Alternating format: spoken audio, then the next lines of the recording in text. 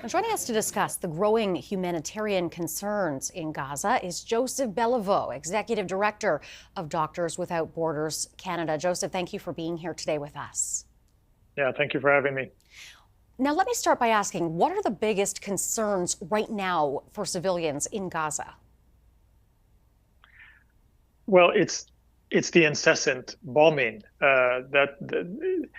you just showed images of Al Shifa, the largest hospital, being hit some days ago. An ambulance right outside of that hospital was hit, and many people were killed.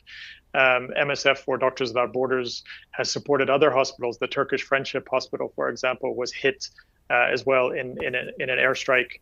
And that, combined with running out of fuel and not being able to electrify the facility, has caused us to that hospital to stop functioning as well.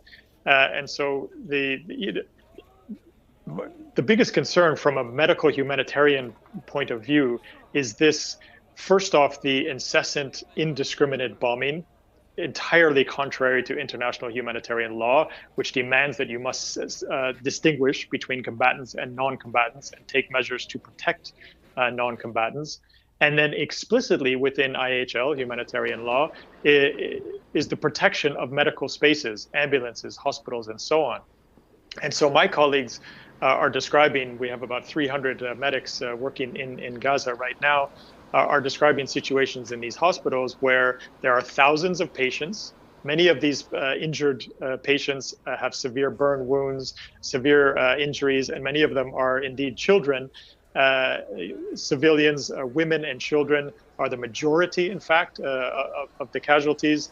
Many hundreds, thousands even, of other civilians have sought shelter and safety on hospital grounds. These are explicitly protected spaces under IHL, and yet they're being bombed. And, it's hard to describe just how egregious and brazen the violations are, and the disregard for civilian life.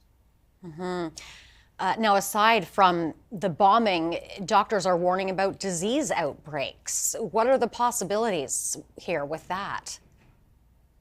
Well, already weeks ago, we were facing hygiene crises inside of these hospitals. So imagine that inside of these hospitals, there are thousands of people. The notion of having wards has disappeared. So there are just people in all of the rooms and all of the spaces and the stairwells and so on.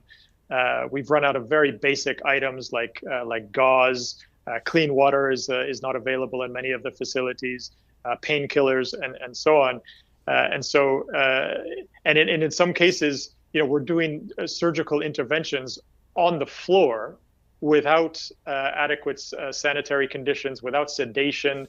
In one instance, a 9-year-old boy had his lower limb amputated on the floor in front of his injured sister, who was waiting her turn to have a surgical intervention. And another doctor was describing how they're using vinegar now to treat and disinfect wounds. So, this combination of the incessant bombing and the siege warfare, in which fuel lines have been cut off, but also medical supplies, clean water, and so on, is just creating a catastrophic, untenable situation. Now, Israel is allowing 4-hour daily humanitarian pauses for aid to get into Gaza. How could that help this situation? The first thing to say about a pause, I mean, anytime that a bomb is not falling, that's a good thing. But a pause is not a solution here. So Doctors Without Borders, MSF, we have come out yesterday. We wrote directly to Prime Minister Trudeau calling for a ceasefire, in fact, because a pause indicates, okay, we're going to just do a little time out, and then we're going to go back to the bombing. There are many people in the north who cannot get to the south, particularly injured people, sick people, cannot get out of these hospitals, cannot evacuate. It's also very dangerous in the south as well. And, I come back to this note, a pause is simply insufficient when there is an option to do a total ceasefire. And this is a very unusual thing for Doctors Without Borders or MSF to call for. Normally, in a conflict situation, we would ask parties to conflict to respect international humanitarian law, to respect medical spaces, and then we as the humanitarians will go into those spaces and provide humanitarian aid. That is simply not possible under these circumstances. That's why we're taking this extra step and calling for a complete ceasefire, because the pattern has been such a repetitive disregard for humanitarian law and a repetitive shrinking of the space for humanity within this conflict, that we're stepping out and saying there has to just be a total ceasefire, not a pause, a total ceasefire. And that is an option. It's a choice. And we want our government to step behind that choice and put pressure for a ceasefire.